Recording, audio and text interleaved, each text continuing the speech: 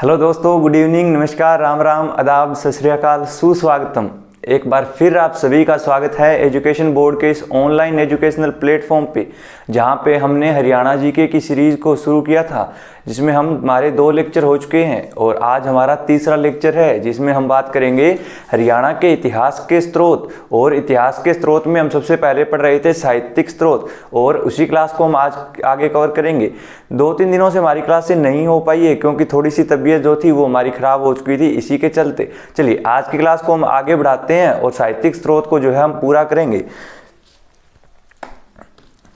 चलिए जी, हम पढ़ रहे थे हरियाणा के इतिहास के स्रोत। इतिहास के स्रोत के बारे में हम पढ़ रहे थे कि ऐसे कौन कौन से हमारे पास साक्ष्य हैं या स्रोत हैं जिनसे हमें हरियाणा के इतिहास की जानकारी मिलती है। और इसी इतिहास के स्रोत में हमने सबसे पहले बात की थी साहित्यिक स्रोत की। किसकी बात की थी? साहित्यिक स्रोत या लिटरेरी सोर्सेज। और साहित्यिक स्रोत में ही हम पढ़ रहे थे धार्मिक ग्रंथों के बारे में। किसके बारे में? धार्मिक ग्रंथों के बारे में हम पढ़ रहे थे। और इसी धार्मिक ग्रंथ के अंदर हमने 2-3 चीजें डिस्कस कर ली थी, जिसमें हम बात कर चुके थे वेदों की, जिसमें हमने बात की थी बौद्ध ग्रंथों के बारे में। किसके बारे में की थी? बौद्ध ग्रंथों के बारे में। और इसी में ही हम बात कर चुके थे जैन धर्म के बारे में, यानी जैन ग्रंथ जो हमें हरियाणा के इतिहास के बारे में जानकारी देते हैं। और आज की क्लास में हम जिस पर बात करने जा रहे हैं वो है पुराण। कौन सा पॉइंट है? पुराण। देखिए जी, एक शब्द पुराण जो कि पूरा प्लस में अण से मिलकर बना। किससे मिला? पूरा प्लस में अण से मिलकर बना एक शब्द पुराण, जिसमें पूरा का मतलब होता है प्राचीन। क्या होता है? प्राचीन। और अण का मतलब होता है कथा, यानी जो हमें पुरानी कथाओं के बारे में जानकारी देते हैं वो क्या है? हमारे पुराण हैं। और पुराण जो हैं ये संस्कृत भाषा में लिखे गए थे और इनकी जो संख्या थी वो टोटल 18 थी। तो हमारे कितने पुराण हैं? 18 पुराण हैं। और इन्हीं 18 पुराणों में हमारे पास जो महत्वपूर्ण हैं वो हैं 3। कितने? 3। और इन्हीं 3 पुराणों की अगर आप बात करें तो आपने नाम सुना होगा वामन पुराण का। कौन सा पुराण है? वामन पुराण। आपने नाम सुना होगा वायु पुराण के बारे में। और तीसरा जो है हमारा वो है स्कंद पुराण। इन्हीं तीनों से जो है हमें हरियाणा के बारे में जानकारी मिलती है। और इन्हीं तीनों पुराणों की अगर आप बात करें तो वायु पुराण, जिससे हमें जानकारी मिलती है कि हनुमान जी का जन्म जो है वो हरियाणा में हुआ था। हनुमान जी को आप लोग सभी जानते होंगे, बाबा बजरंगबली हमारे। और इन्हीं हनुमान जी का जो जन्म है वो हरियाणा में हुआ था। और हरियाणा में कहाँ पर? तो कैथल में हुआ था। तो ये बात की जो जानकारी है वो हमें जिस पुराण से मिली उसका नाम है वामन पुराण। स्कंद पुराण के बारे में अगर आप बात करें तो स्कंद पुराण जो है इसके अंदर हमें हरियाणा का नाम मिलता है। और हरियाणा का जो नाम था वो था हरियाला। क्या नाम था हरियाणा का? हरियाला नाम था। और इसी स्कंद पुराण के अंदर हमें कुरुक्षेत्र का जो नाम मिला वो मिला हरि क्षेत्र। क्या मिला? हरि क्षेत्र नाम मिला।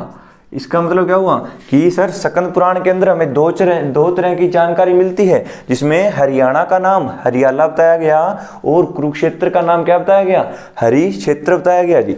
देखिए स्कंद पुराण जो है इसी का ही एक भाग है जिसका नाम है कुमारिया खंड। कौन सा? कुमारिया खंड। और जब भी स्कंद पुराण आप पढ़ोगे तो उसका कुमारिया खंड पढ़ना।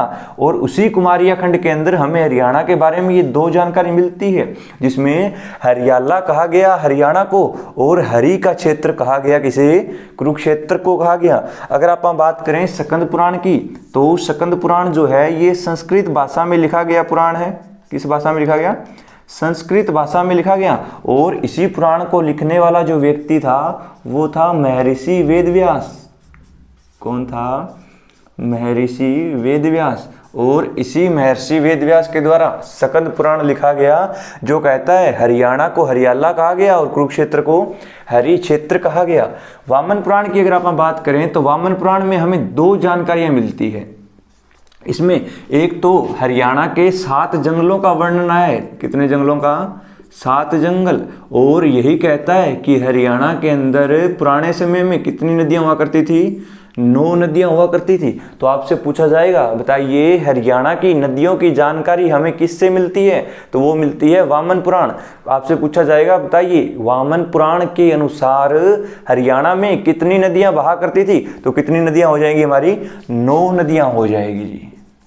देखिए जी, वामन पुराण जो है ये भी संस्कृत भाषा में लिखा गया। किस भाषा में लिखा गया? संस्कृत भाषा में लिखा गया एक पुराण है। और इसी पुराण को भी जो लिखने वाला व्यक्ति था वो था हमारा महर्षि वेदव्यास। महर्षि वेदव्यास, जिसे आप महर्षि कृष्ण द्वैपायन वेदव्यास के नाम से जानते हैं। वामन जो है, वामन का मतलब होता है नाटा या छोटा। क्या होता है? नाटा या छोटा, यानी जिसका कद छोटा होगा या जो बोलना होगा उसे हम बोलेंगे वामन। और आपने वामन पुराण देखा होगा कि इसी के अंदर भगवान विष्णु के बारे में ये बताया गया है कि उन्होंने वामन का अवतार धारण किया था। और यही वामन पुराण कहता है कि पुराने समय में हरियाणा में 9 नदियां और कितने जंगल हुआ करते थे? 7 जंगल हुआ करते थे।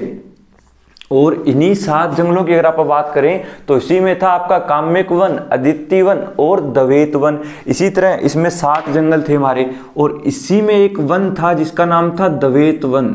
कौन सा था? दवेत वन।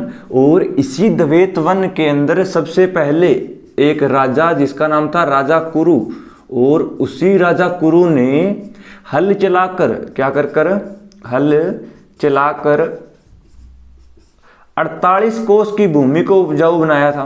कितने कोस की? 48 कोस की भूमि को उपजाऊ बनाया। और जब इसने 48 कोस की भूमि को उपजाऊ बनाया तो इसी भूमि को कहा गया आदि रूपा। क्या कहा गया? आदि रूपा। अगर आपने 2018 के जो क्लर्क के और जो हरियाणा पुलिस के एग्जाम हुए थे वो दिए थे तो आपको पता होगा, बार बार क्वेश्चन पूछा गया था, बताइए कुरुओं के द्वारा उपजाई गई भूमि को किस नाम से जाना गया? तो वो जाना गया आदि रूपा के नाम से। राजा कुरु के द्वारा कितनी कोस की भूमि को उपजाऊ बनाया गया? 48 कोस। और इसी राजा कुरु के नाम पर हरियाणा के एक जिले का नाम पड़ा था, और वो नाम क्या था? तो वो था कुरुक्षेत्र। क्या नाम था? कुरुक्षेत्र था। तो कुरुक्षेत्र का नाम भी अगर आपसे पूछ लिया जाए किसके नाम पर पड़ा, तो वो पड़ा था राजा कुरु के नाम पर। किसके नाम पर? राजा कुरु के नाम पर बना था जी। तो याद रखिएगा, अगर आप बात करें 9 नदियों की तो वो 9 नदियां हमारी कौन कौन सी है? तो आपने नाम सुना होगा सरस्वती का, द्वसदती नदी थी पुराने समय में, अंशुमती, आपगा, मंदाकिनी, मधुसरवा, कौशिकी, हिरण्यवती और वैतरणी। तो प्राचीन काल में ये वो 9 नदियां हैं जो कि बहा करती थी। आपने सरस्वती और द्वसती का नाम सुना होगा, जिन्हें आप आज भी नदियों में पढ़ते हैं, वर्तमान में विलुप्त हो चुकी हैं। और ये सारी की सारी वो नदियां हैं जो कि प्राचीन काल में बहा करती थी हमारी, और ये वर्तमान में क्या हो चुकी हैं? विलुप्त हो चुकी हैं। तो वामन पुराण कहता है कि हरियाणा में पुराने समय में कितनी नदियां हुआ करती थी?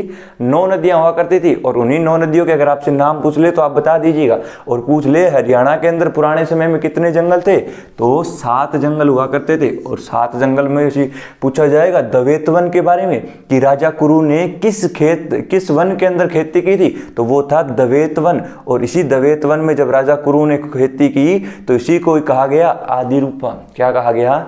आदि रूपा। तो हमारे साहित्यिक स्रोत में जो धार्मिक ग्रंथ थे वो यहाँ पर पूरे होते हैं। इसके साथ ही अब हम जो पढ़ने जा रहे हैं उसमें हम बात करेंगे कि विदेशी वृत्तांत या फिर जो हमारे फॉरेन राइटर्स थे उनकी जो किताबें लिखी गई थी, उन किताबों से हमें हरियाणा के बारे में जानकारी किस तरह मिलती है। फटाफट ये नोट कर लीजिए, या फिर स्क्रीनशॉट लेना है तो फटाफट स्क्रीनशॉट ले लीजिए आप लोग। चलिए बढ़ते हैं आगे। हम साहित्यिक स्रोत हम पढ़ रहे हैं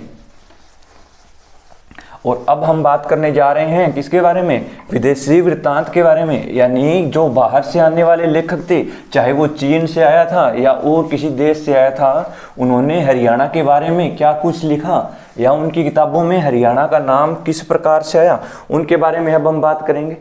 चलिए जी, अब हम साहित्यिक स्रोत में ही बात करने जा रहे हैं विदेशी वृत्तांत के बारे में। किसके बारे में, विदेशी वृत्तांत। और विदेशी वृत्तांत की अगर आप बात करें तो आपने एक नाम सुना होगा, तारीख-ए फिरोज शाही। तारीख-ए फिरोज शाही। तारीख-ए फिरोज शाही जो पुस्तक है, ये फारसी भाषा के अंदर लिखी गई थी जियाउद्दीन बर्नी के द्वारा। किसने लिखी थी, जियाउद्दीन बर्नी ने लिखी थी। और यही तारीख-ए फिरोज शाही जो है, इससे हमें हरियाणा के बारे में एक जानकारी मिलती है। वो जानकारी क्या है, तो इसी तारीख-ए फिरोज शाही से हमें पता चलता है कि जो फिरोज शाह तुगलक था, कौन था, फिरोज शाह तुगलक, जो तुगलक वंश का तीसरा राजा था। और यही फिरोज शाह तुगलक जो है, टोपरा अभिलेख को, कौन सा अभिलेख, टोपरा अभिलेख जो था, इसे टोपरा गांव से निकाल कर कहाँ लेकर गया था, तो टोपरा अभिलेख को यहाँ से दिल्ली ले जाने वाला व्यक्ति था। कहाँ ले गया, दिल्ली लेकर गया था।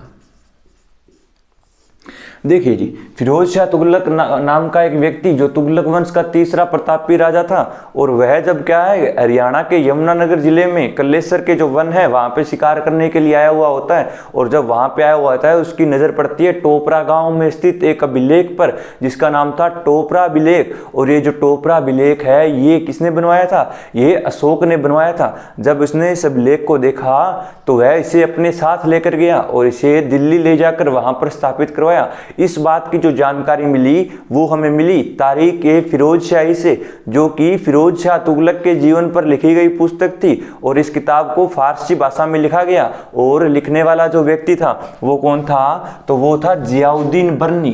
कौन था, जियाउद्दीन बर्नी था। टोपरा अभिलेख के बारे में हम आगे बात करेंगे। टोपरा अभिलेख के बारे में बस इतना याद रखिएगा, ये हमें कहाँ से मिला था, तो यमुनानगर में मिला था भाई। टोपरा गांव कहाँ का है, यमुनानगर का है। चलिए जी, उसके बाद आपने नाम सुना होगा किताब उल हिंद का। किताब उल हिंद, या आप इसे बोलते हो तहकीक-ए-हिंद। क्या बोलते हो, तहकीक-ए-हिंद, इसे ही बोलते हो आप लोग। और किताब उल हिंद या तहकीक-ए-हिंद जो किताब है, ये किताब लिखी गई थी, इसका जो लेखक था वो था अल-बरूनी, जिसका पूरा नाम अबू रेहान मोहम्मद अल-बरूनी था। अबू रेहान अल-बरूनी था। और अल-बरूनी के द्वारा जो किताब लिखी गई थी, इसी किताब के अंदर हरियाणा के ब्रह्म सरोवर का वर्णन मिलता है। किसका वर्णन मिलता है, ब्रह्म सरोवर का वर्णन मिलता है। और ब्रह्म सरोवर कहाँ पे पड़ता है, हमारा कुरुक्षेत्र जिले में पड़ता है। कहाँ पे पड़ता है, कुरुक्षेत्र जिले में। तो अल-बरूनी के बारे में आप लोग जानते हो कि अल-बरूनी जो है, ये महमूद गजनवी के साथ भारत आया था। किसके साथ भारत आया था, महमूद गजनवी के साथ भारत आया। और ये महमूद गजनवी वही है जिसने 1001 से लेकर 1027 तक भारत में लगातार 17 आक्रमण किए। और कहा जाता है कि 17 के 17 आक्रमण में किसकी विजय हुई, महमूद गजनवी की विजय हुई थी। और अल-बरूनी ने ही किताब लिखी, किताब उल हिंद या तहकीक-ए-हिंद। और इसी के अंदर हरियाणा के ब्रह्म सरोवर का वर्णन आता है। जो ब्रह्म सरोवर है, इसे आप लोग जानते हो कि ये एशिया का सबसे बड़ा कृत्रिम सरोवर है। एशिया का सबसे बड़ा कृत्रिम सरोवर भी कौन सा है, तो यही है आपका, जिसे आप लोग लघु रूप महासागर के नाम से जानते हो। तो याद रखिएगा जी आप लोग। चलिए जी, तीसरी किताब की अगर आप बात करें तो आपने नाम सुना होगा आईने अकबरी का। आईने अकबरी। और आईने अकबरी जो किताब है, ये लिखी गई थी अबुल फजल के द्वारा, जो कि अकबर का क्या हुआ करता था, नवरत्नों में से एक था, और इसी ने लिखी थी आईने अकबरी किताब, और इसी ने लिखी थी अकबरनामा। और इसी आईने अकबरी के अंदर जो है वो कहती है कि भिवानी जो है उसका जो नाम था वो क्या था, वो था भानीग्राम। क्या नाम हुआ करता था, भानीग्राम। तो भिवानी का पुराना नाम क्या था, भानीग्राम, या इसे ही भ्याणीग्राम बोला जाता था। तो इस बात की भी जानकारी हमें किससे मिली, तो वो हमें मिली अबुल फजल के द्वारा लिखी गई पुस्तक। और इसने कौन सी किताब लिखी, तो इसने लिखी थी आईने अकबरी, और इसी ने लिखी थी अकबरनामा, जो कि अकबर से संबंधित थी। अगर आप बात करें हमारी एक और किताब की, तो आपने नाम सुना होगा सीयूकी का। इसका नाम सुना होगा सीयूकी, बार बार एग्जाम में पूछी जाती है सीयूकी, जिसे आप लोग दी लाइफ या पाश्चात्य संसार के लेख के नाम से जानते हो। और ये जो किताब लिखी गई थी, ये लिखी गई थी ह्वेन सांग के द्वारा। किसके द्वारा, ह्वेन सांग, या जिसे आप लोग युवान चुआंग के नाम से जानते हो। किस नाम से, युवान चुआंग। और इसी ह्वेन सांग ने पुस्तक लिखी थी सीयूकी। और इसी सीयूकी किताब के अंदर हरियाणा के कुरुक्षेत्र में पड़ने वाले थानेसर का वर्णन मिलता है। किसका वर्णन मिलता है, थानेसर का हमें वर्णन मिलता है। और यही जो थानेसर है ये पहले जाना जाता था किस नाम से, तो ये जाना जाता था आपका स्थानेश्वर के नाम से। और ये जो स्थानेश्वर है ये कहाँ पे पड़ता है, कुरुक्षेत्र में पड़ता है। जब आप आगे पढ़ेंगे हर्षवर्धन काल के बारे में तो आपको स्थानेश्वर से रूबरू करवाया जाएगा, क्योंकि सबसे ज़्यादा क्वेश्चन एचएससी यहीं से ही पूछता है आपका। चलिए जी, तो ये वो किताबें हैं, ये वो विदेशी किताबें हैं जो कहती हैं कि इसमें हरियाणा के बारे में कुछ ना कुछ हमें वर्णन मिलता है। जिसमें हमने बात की तारीख फिरोज शाही जो लिखी थी जियाउद्दीन बर्नी ने, उसके अंदर टोपरा विलेख का वर्णन आया। दूसरी हमने किताब की बात की किताब उल हिंद, जिसके अंदर ब्रह्म सरोवर का वर्णन आया। तीसरी किताब जो अबुल फजल के द्वारा लिखी गई थी उसके अंदर किसका वर्णन आया, तो भिवानी का वर्णन आया, भिवानी का नाम था भानीग्राम। और चौथी जो किताब थी वो थी सीयूकी जो लिखी थी ह्वेन सांग ने। और इसी किताब के अंदर किसका वर्णन आया, थानेसर का वर्णन आया। लास्ट किताब की अगर आप बात करें तो वो है हमारी तबकात ए नासिरी। कौन सी है, वो है तबकात ए नासिरी। और तबकात ए नासिरी जो पुस्तक है ये लिखी गई थी मिनहाज उस सिराज के द्वारा। किसने लिखी थी, तो ये लिखी थी मिनहाज उस सिराज ने। मिनहाज उस सिराज जो है इसी के द्वारा एक किताब लिखी गई और उस किताब का नाम था तबकात ए नासिरी। तो अब आप कहोगे सर ये तबकात नासिरी है, इसका नाम भी अजीब है, और इसमें ऐसा क्या था कि जो हमें हरियाणा के बारे में बताती है। तो आप लोग जानते हो कि त्राइन के युद्ध हुए थे, और त्राइन का जो द्वितीय युद्ध हुआ था, त्राइन का जो दूसरा युद्ध या त्राइन की जो दूसरी लड़ाई है जो 1192 ईस्वी में हुई थी पृथ्वीराज चौहान और मोहम्मद गौरी के बीच में, उसी युद्ध का वर्णन किया गया है इस किताब में। क्या किया गया है, वर्णन किया गया है जी। तो याद रखिएगा मिनहाज उस सिराज जो है ये किसके साथ भारत आया था, तो ये मोहम्मद गौरी के साथ भारत आया था। किसके साथ भारत आया था, तो ये मोहम्मद गौरी के साथ भारत आया।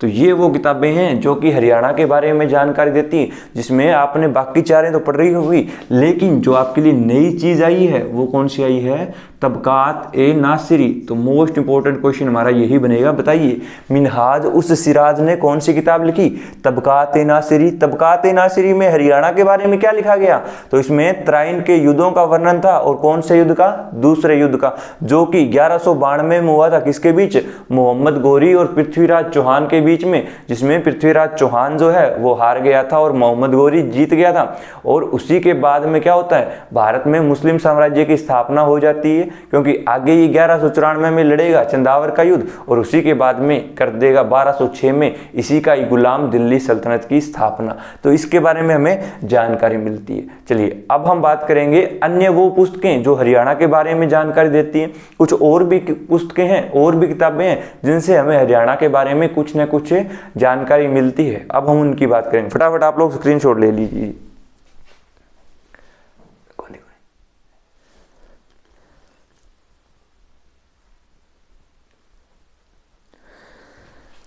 चलिए अब हम बात करेंगे अन्य पुस्तकों की। और अन्य पुस्तकों में अगर आप बात करें तो आपने नाम सुना होगा अष्टाध्यायी का। किसका नाम सुना होगा? आपने नाम सुना होगा अष्टाध्यायी, जो कि पाणिनि ने लिखी थी। और इसी किताब के अंदर जो है हमें सिरसा के बारे में जानकारी मिलती है, टोहाना के बारे में जानकारी मिलती है। चलिए अन्य पुस्तकें, जो हमारी अन्य पुस्तकें थी उन्हीं में आपने नाम सुना होगा अष्टाध्यायी का।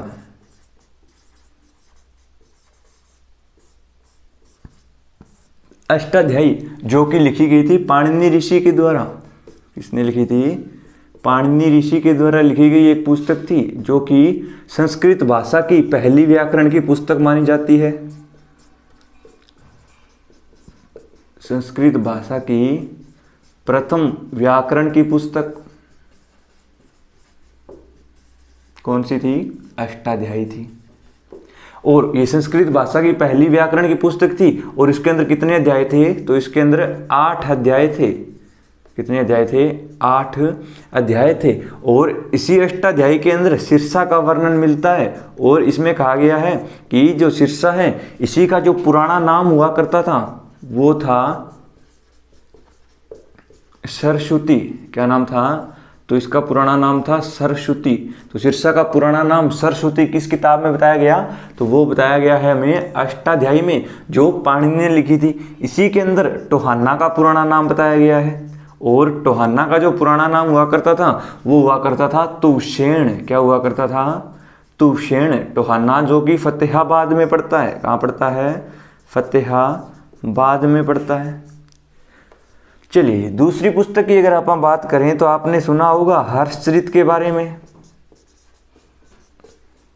हर्षचरित जो पुस्तक है ये लिखी थी बाणभट्ट ने। किसने लिखी थी? बाणभट्ट ने लिखी थी। और इसी के द्वारा जो है कहा गया कि हरियाणा का जो नाम हुआ करता था वो था श्रीकंठ जनपद। क्या नाम था? श्रीकंठ जनपद था। और हर्षचरित जो पुस्तक है इसके अंदर भी कितने अध्याय थे हमारे? 8 अध्याय थे। कितने अध्याय थे? 8 अध्याय थे, जिसमें पहले 3 अध्याय जो हैं, पहले 3 अध्याय जो हैं वो बाणभट्ट के जीवन से संबंधित हैं। किससे संबंधित हैं? तो वो बाणभट्ट के जीवन के बारे में जानकारी देते हैं। और लास्ट के जो 5 अध्याय हैं वो हमें जानकारी देते हैं हर्षवर्धन के बारे में, हर्षवर्धन के जीवन के बारे में। हर्षवर्धन के जीवन की जानकारी मिलती है। तो एचएससी ने ये भी क्वेश्चन पूछा था, बताइए हर्षचरित पुस्तक के अंदर कुल कितने अध्याय? 8 अध्याय। पहले 3 किसके बारे में लिखे गए? बाणभट्ट के बारे में। और लास्ट के 5 किसके बारे में है? तो वो हर्षवर्धन के बारे में है। और यही किताब हमें जानकारी देती है कि जो हर्षवर्धन है इसकी माता थी यशोमती, जो मालवा देश की राजकुमारी थी, वह सती हुई थी। इस बात की भी जानकारी हमें कहाँ से मिली? तो वो मिली हर्षचरित से। हर्षचरित में ही थानेसर का भी हमें वर्णन मिलता है। अगली किताब है हमारी, वो है महाभाष्य। कौन सी है? तो महाभाष्य है। और महाभाष्य जो है ये पतंजलि ने लिखी थी। किसने लिखी थी? पतंजलि ने लिखी थी। और एक नाम आपने सुना होगा राजतरंगिणी। कौन सी है? राजतरंगिणी। और राजतरंगिणी पुस्तक जो है ये लिखी थी कल्हण ने। किसने लिखी थी? कल्हण ने। राजतरंगिणी पुस्तक के बारे में भी हरियाणा का थोड़ा सा जिक्र मिलता है। राजतरंगिणी वैसे तो पुस्तक लिखी गई थी कश्मीर के बारे में। किसके बारे में? तो इसके अंदर कश्मीर राज्य का इतिहास लिखा गया है, क्योंकि जो कल्हण है ये कश्मीर से ही संबंध रखता था। और इसी के अंदर एक बात कही गई है कि अगर कहीं पर भी स्वर्ग है ना इस धरती पर, तो वो स्वर्ग आपको कहाँ पर मिलेगा? तो धरती का जो स्वर्ग है वो कहाँ पर बताया गया है? वो कश्मीर में बताया गया है। क्यों? क्योंकि कश्मीर में सर इतनी सारी बर्फ पड़ती है, इतने सुंदर सुंदर पहाड़ हैं, हसीन वादियाँ हैं, आपका भी मन करता होगा घूमने जाने को, है? तो राजतरंगिणी जो पुस्तक है ये कल्हण ने लिखी थी। और इसके अंदर भी थोड़ा सा हरियाणा का वर्णन था। और एक पुस्तक और है आपकी, वो है चतुर्भाणी। कौन सी है? वो है चतुर्भाणी। और चतुर्भाणी जो पुस्तक है ये वरखची ने लिखी थी। किसने लिखी थी? वरखची ने लिखी थी। चलिए जी, एक व्यक्ति का नाम या पुस्तक का नाम पहले देख लेते हैं आप। हरियाणा का इतिहास। पुस्तक का नाम है हरियाणा का इतिहास, हिस्ट्री ऑफ हरियाणा।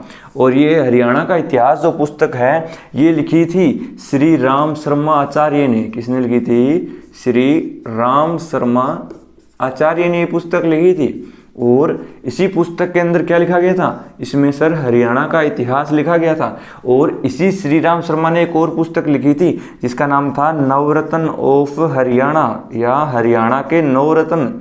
तो वो नवरत्न ऑफ हरियाणा पुस्तक भी किसने लिखी, तो वो भी लिखी थी किसने, श्री राम शर्मा ने। और दोनों के दोनों क्वेश्चन अभी हाल ही में जो एग्जाम हुए थे 2021 में, उनमें पूछा गया था। बताइए श्री राम शर्मा के द्वारा कौन सी पुस्तक लिखी गई, तो इन्होंने हरियाणा का इतिहास और दूसरी पुस्तक लिखी नवरत्न ऑफ हरियाणा।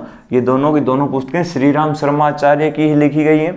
और इसी के साथ साथ बस लास्ट पुस्तक याद रखिएगा आप लोग, अभीर कुलदीपिका। कौन सी है, अभीर कुलदीपिका। और अभीर कुलदीपिका जो है इसके अंदर हरियाणा के रेवाड़ी राज्य का इतिहास मिलता है। किसका इतिहास मिलता है, तो इसके अंदर हमें रेवाड़ी राज्य का इतिहास मिलता है। चलिए, ये हमारी सारे के सारे क्या थे, साहित्यिक स्रोत थे जिनके बारे में हमने बात करी। आज की क्लास में हमने सारे के सारे साहित्यिक स्रोत कंप्लीट कर लिए हैं, चाहे उसके अंदर धार्मिक ग्रंथ रहे हो, चाहे हमारे वेदों की बात रही हो, चाहे पुराणों की बात रही हो, चाहे हमारे विदेशी वृत्तांत हो या फिर अन्य पुस्तकें हों, इनको सारों को हमने कवर कर लिया है। और अगली जो हमारी क्लास रहेगी उसके अंदर हम बात करेंगे ऐसे पुरातात्विक स्रोत के बारे में जो हमें हरियाणा के इतिहास की जानकारी देते हैं या जो हमें हरियाणा से ही प्राप्त हुए हैं खुदाई के दौरान, चाहे वो अभिलेखों की बात हो, चाहे वो पंचमार्क सिक्के रहे हों, चाहे वो मूर्तियां रही हो जैन धर्म या बौद्ध धर्म की, या फिर यक्ष यक्षिणियों की मूर्तियां। और उसी के बाद हम बात करेंगे स्मारक की। और लास्ट में हम डिस्कस करेंगे कि महत्वपूर्ण तथ्य जो हमने पढ़ा है उसके अंदर से कौन कौन सी चीजें आपकी पूछी जा चुकी है और आगे पूछे जाने की संभावना है। हमने जो भी कवर किया है उसकी पीडीएफ जो है, आपका सबसे बड़ा डाउट यही है कि सर पीडीएफ कहाँ मिलती है, तो भाई आपको बता रखा है पीडीएफ के लिए कि टेलीग्राम पे जाइए और वहां पे आप लोग सर्च करिए education board, education board 1 search कीजिए बिना स्पेस दिए, और यहीं पे आपको पीडीएफ मिल जाएगी और यहीं पे आपको क्विज मिल जाएगी। या क्विज ना हुई तो आपको यहाँ पे क्या है, एक सीट प्रोवाइड करवाई जाएगी जिसके अंदर क्या मिलेंगे, सारे के सारे आपको एमसीक्यू मिलेंगे जो क्या है, प्रीवियस ईयर एग्जाम्स में आपके पूछे गए हैं। तो ये सारे के सारे आपको वहीं पे मिलेंगे। चलिए, आज की क्लास को यहीं पे समाप्त करते हैं। तब तक आप लोग घर में अपने पढ़ाई को जारी रखिए और अपनी तैयारी करते रहिए। धन्यवाद।